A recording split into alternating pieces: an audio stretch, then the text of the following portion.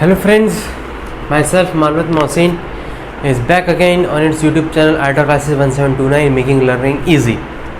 So welcome back and happy Friendship Day, as today is the Friendship Day. Hope you all will live together, work together efficiently and for the betterment of yourself, for the betterment of yourself and for the betterment of the nation. Okay, so stay healthy, stay safe, and let's begin this session. As you can see, this is the part 3 of the art and culture of India. Okay, under the heading of art and culture of India, this is the part 3.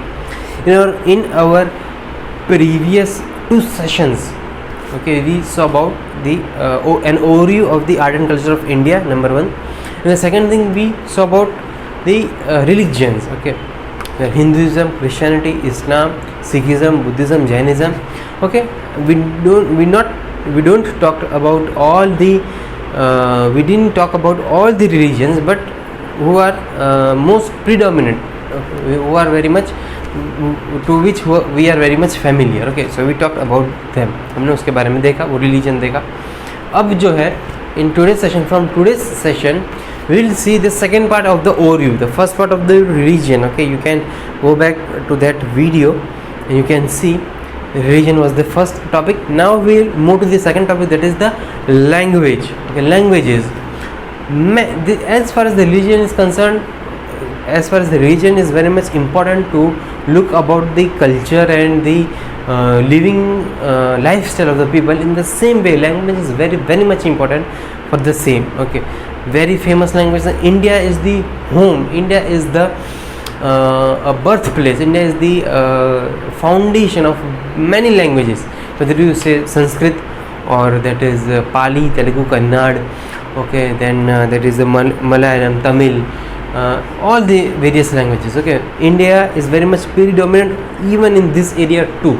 Okay, so you can imagine how the diversity and how India is being flourished. Okay, and how the great country, great the country of that is India is. Okay, so in today's session we'll talk about 4 languages. Okay, and in next session we'll talk about the last 4 languages. Okay, so let's talk and begin our session of today's 4 languages. Okay, so as you can see on the board, okay, what we'll be learning today, okay, that the 4 languages. The first in Sanskrit, the second one is the Pali, the third one is Telugu, and the number 4 is the Kannada. Okay, so let's start with this Sanskrit language. Okay, Sanskrit से शुरू करते हैं और जो important जो है वो words होंगे, की वर्ड्स होंगे. ओके, आप नोट करते रहना वो की वर्ड्स को, बहुत इंपॉर्टेंट है बिकॉज वो वर्ड बहुत बड़े हैं और उसको समझना, उसको प्रोनाउंस करना थोड़ा मुश्किल हो जाता है. ओके, तो इस वजह से मैं इधर आपको वर्ड लिखूंगा. ठीक है, समझाते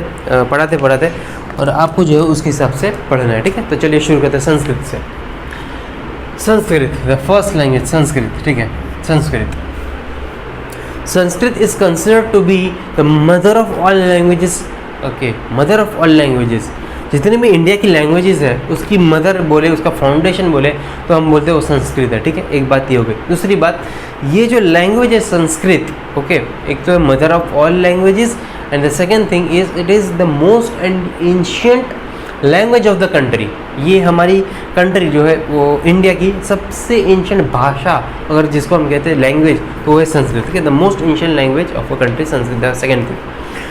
Third thing, okay, as far as the Hinduism is concerned, there various predominant books, scriptures, let you say that is Vedas, Upanishad, Puranas, Dharma Sutras, etc. They are all written in Sanskrit. Okay, what we say that is the Vedas, okay, Upanishads, Puranas, and Dharma Sutras. Okay, Dharma Sutras are all written in Sanskrit. Okay, these are the they are written in Sanskrit. These scriptures are written in Sanskrit. Now let's talk about the some famous books in Sanskrit. Okay, famous books that are the that is Dharma Sutras. Okay, Manu Smriti is very important book as far as Hinduism is concerned.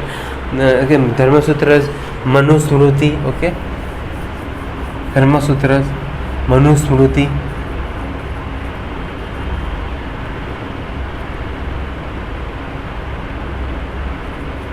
Manusmriti, Dharmasutra, Manusmriti, ठीक है, ये language हो गई।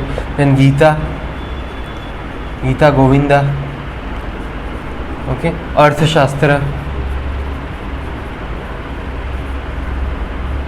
Okay. So this are very famous literary works in Sanskrit, okay, ये चीज़ हो गई। तो हमने बात की कि भाई फेमस स्क्रिप्चर्स संस्कृत में जो वेदा, उपनिषद है, पुराणाज है, धर्मसूत्र है, वो संस्कृत में लिखा हुआ है। ये कुछ इंपॉर्टेंट संस्कृत के बुक्स की नाम मैंने आपको दे दिया। मनुस्मृति ले लीजिए आप, गीता गोविंदा ले लीजिए, अर्थशास्त्र ले लीजिए, धर्मसूत्र लीजिए, ये संस्कृत की कुछ फेमस बुक्स है। That the famous books of Sanskrit.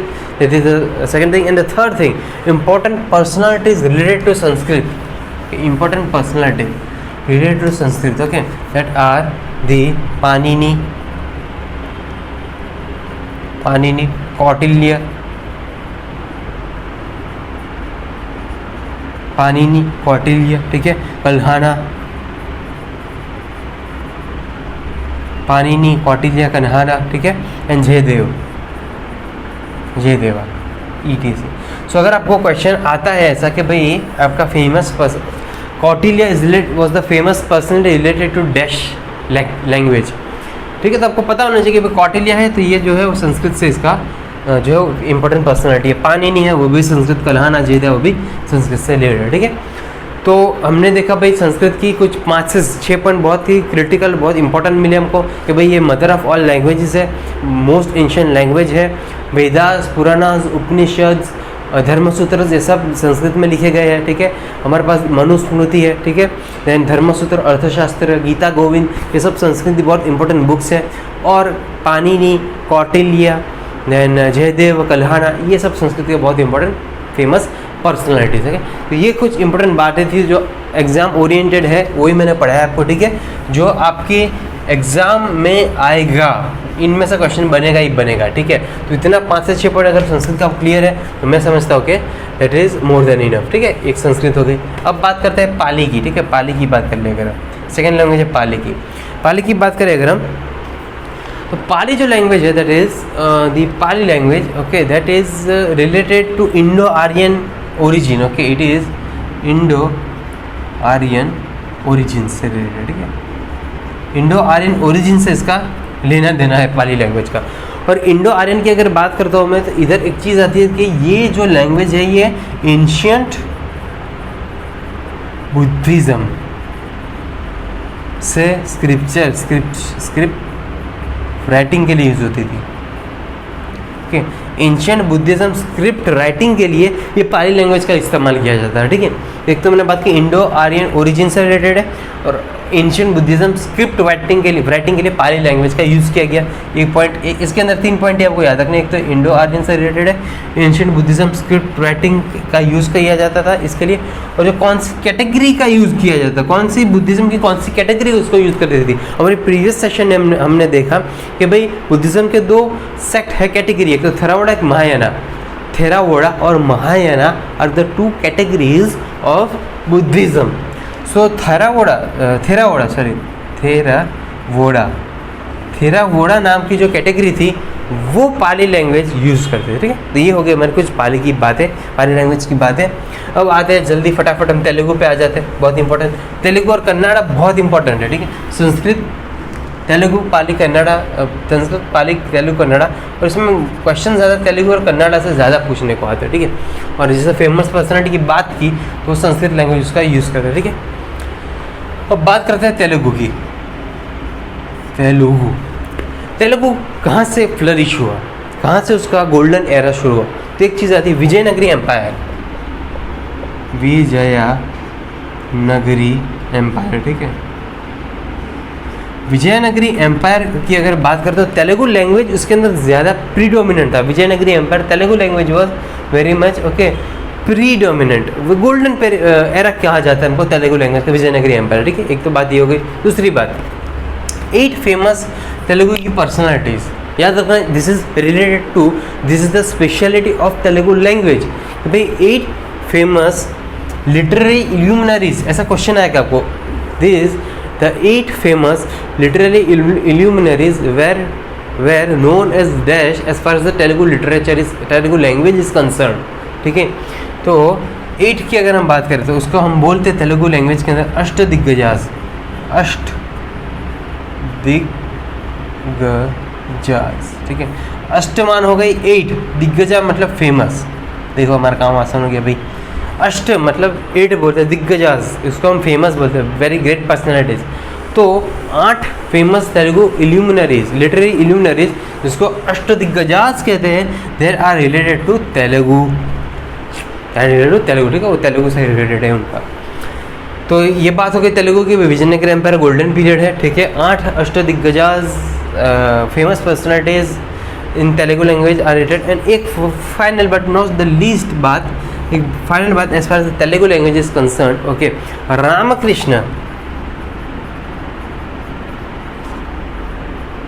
Ramakrishna is the author of Panduranga Mahatmayam. Author of Panduranga Mahatmayam.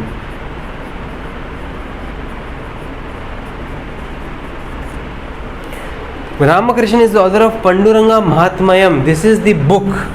This is the book. Okay. This is the book. Panduranga Mahatmayam is the book. Okay. And it is very famous poetical work. Poetical work के in Telugu language, okay. Telugu language की बहुत important book है पंडुरंगा महात्म्यम, और Ramakrishna author ने उसको लिखा हुआ है, ठीक है। और ये तेलुगु लैंग्वेज से रिलेटेड है, ठीक है। तो ये चीज़ हो गई हमारे तेलुगु लैंग्वेज की, ठीक है। केयरफुली लिसन, जो बोलता हूँ मैं लिख भी रहा हूँ, कुछ कीवर्ड्स आप भी नोट डाउन कर सकते हो, ठीक है। तो आपको ज़रा उसकी आसानी रहेगी। तो हमने क्या देखा, तेलुगु विजयनगरी एम्पायर देखा, गोल्डन एज है, ठीक है। 8 फेमस पर्सनालिटीज जो है वो अष्टदिग्गजाज कहते हैं। Ramakrishna author of Panduranga Mahatmyam is the very famous literary poetical work in Telugu. चलो ये चीज़ हो गई तेलुगु। एंड फाइनली आज के सेशन के लिए, ठीक है, हमारी फाइनल जो है लैंग्वेज दैट इज़ कन्नड़, ठीक है। Final language that is Kannada, Kannada. Final but not the least, yes I will say finally but not the least, it is Kannada language, Kannada, Kannada. कन्नड़ी लैंग्वेज की अगर हम बात करें तो it was developed fully after, okay, after 10th century AD, okay. तो इसका origin हमको 10th सेंचुरी एडी के बाद ओरिजिन तो मिलेगा, लेकिन इसकी जो बात की गई है 10th सेंचुरी एडी जो क्या है, उसके बाद फुल्ली ऑपरेशन के अंदर फुल्ली वो फ्लरिश हुआ, फुल्ली वो डेवलप हुआ, that is the Kannada language, okay. फिर कविराज मार्ग, ये बहुत इंपॉर्टेंट है। ये 3 पॉइंट याद रखना है इसका। पहली बात ये कि after 10th century AD it started flourished, ठीक है। सेकेंड थिंग, ऑथर है एक ऋतपटुंगा, ऋतपटुंगा अमोघ वर्गा, ओके। ऋतपटुंगा अमोघ वर्गा, वर्गा 1। He is the writer, see the name, कितने बड़े बड़े आ रहे हैं। प्रोनाउंस करने पे भी अगर आप नए नए हो तो तकलीफ पड़ेगी। ऋतपटुंगा अमोघ वर्गा 1, ऋतपटुंगा अमोघ वर्गा 1। उसमें क्या था, ओके, उसमें आया था पंडुरंगा महात्म्यम, ठीक है, Panduranga Mahatmyam, okay. Author of the book, वो बुक थी, उसका नाम था पंडुरंगा महात्म्यम, रामकृष्ण ने लिखा था। इस तरीके से ऋतपटुंगा Amoghavarsha 1, he is the author, okay. Nripatunga Amogha 1, author of which book, Kavirajamarga, Kavirajamarga, he is the author of this book Kavirajamarga. Who ऋतपटुंगा Amoghavarsha 1 is the author of Kaviraj Marg is considered to be the earliest literary work in Kannada. Kannada का earliest literary work क्या है, कविराज मार्ग। किसने लिखी भाई, ऋतपटुंगा Amoghavarsha 1 ने लिखी, ठीक है। पहली चीज़ हो गई कि भाई आफ्टर 10th सेंचुरी एडी के बाद वो फ्लरिश हुआ। दूसरी, ऋतपटुंगा अमोघ वर्गा 1 कविराज मार्ग बुक लिखी है। And very important, very very important, इससे क्वेश्चन आने की प्रोबेबिलिटी 60 to 70% हो सकती है as far as my guess is concern, my thinking Kannada language के अंदर, कि पंपा, वेरी इंपॉर्टेंट, PAMPA, कि Pampa, he is the father of Kannada language. he is the father of Kannada language. Okay, so Pampa is considered to be the father of father of Kannada language. Pampa is considered to be the father of Kannada language. Okay, so that's all about today's session. Okay, so friends, in today's session we learned very much important things about 4 languages, that is Sanskrit, Pali, Telugu and Kannada. We talk in detail about them, and I only shared only those points which are very much exam oriented, that will be helpful in exam. Okay, so ये चीज़ हो गई. So in next session, okay, we'll study very other important languages, so that is Malayalam, Tamil, Persian, Urdu and Hindi. These are as these languages are very important, that languages are also very much important, so we'll study about them. So till then, goodbye. If you like this video, please hit a like button, and please do subscribe the channel, press the bell icon, hit the like button if you like the video. Till then, goodbye. In next session we'll meet with some other languages. Thank you very much.